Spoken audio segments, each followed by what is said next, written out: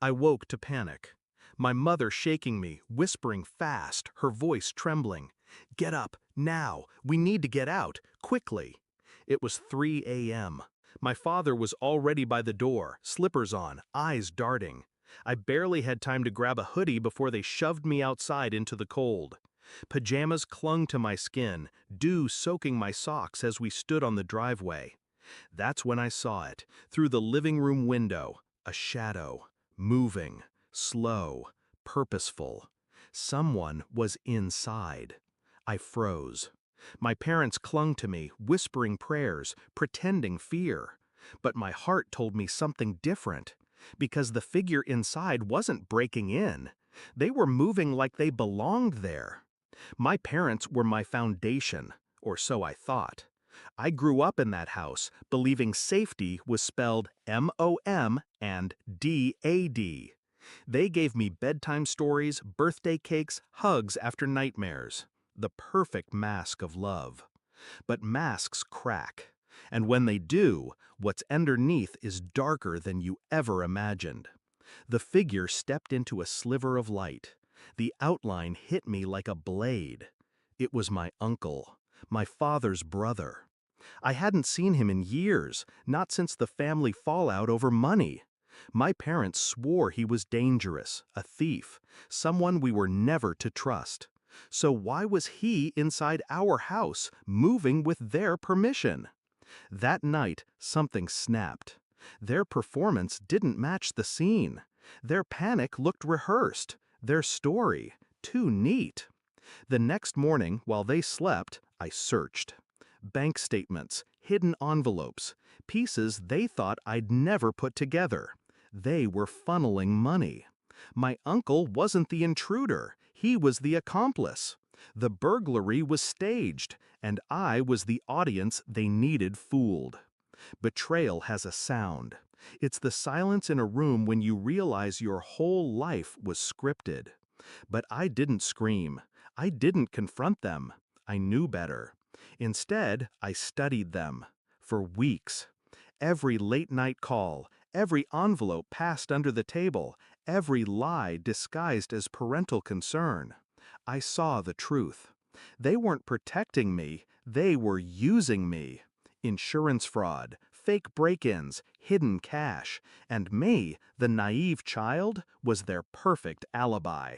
Not anymore. I waited, quiet, calculated. They trusted my silence, believed my compliance. That was their mistake. Step 1. Gather evidence.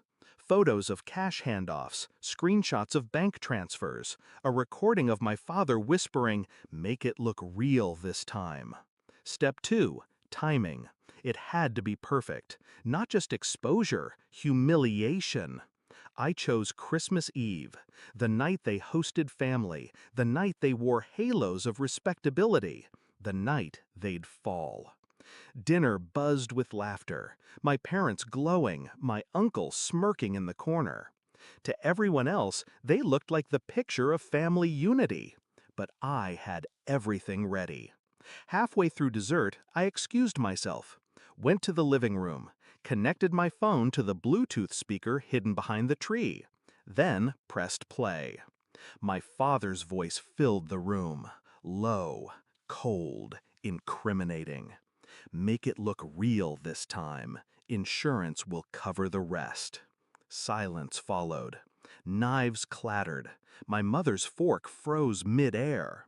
Then the second recording, her voice, sharp, venomous. "Wake the kid. If she's scared, it'll sell the story." Gasps. My aunt's hand flew to her mouth. My cousin stared horrified. My parents sat frozen, their masks shattered. My father tried to stand. "This is taken out of context." I cut him off. Calm, precise. "No, this is who you are." I pulled out the envelope of cash I'd found in their closet, dropped it on the table. The bills spilled across the linen like blood. "You wanted a witness? Here I am." And then I dialed 911. The operator's voice carried through the speaker as the room sat in stunned silence. "Yes," I said, steady. "I'd like to report insurance fraud. The suspects are my parents." The room erupted. Shouts, my mother pleading, my father cursing, my uncle slipping out the back like a rat. But it was too late. The police came. The family watched. My parents, once untouchable, were led out in handcuffs. My mother's cries echoing through the cold night. My father's face pale with fury. No one looked at me with pity. They looked at me with something else. Respect. I didn't tremble. I didn't cry. I stood there in my slippers, calm as the officers drove them away. For 17 years, I believed my parents were my protectors. But protectors don't weaponize fear. They don't stage nightmares to fill their pockets. That night, I stopped being their child. I became their reckoning.